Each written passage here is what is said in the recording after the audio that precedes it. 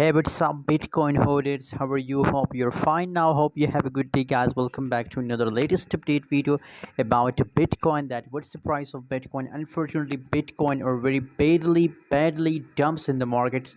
Oh my God! You can see here the lowest price of Bitcoin in the market is $20,000. Unbelievable, guys, and it's really huge dump of Bitcoin in this month, guys. $20,000, that's the price in last 24 hours. Very bad changes occurred in the Bitcoin.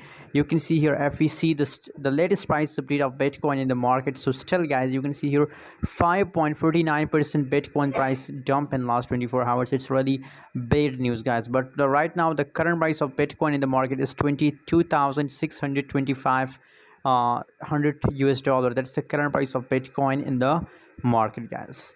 And let me show you the price chart. Oh my God, you can see here the price very badly dumps in the last 24 hours. But right now you can see here the price falls to $20,000, but right now it's again going to hit $22,000, guys.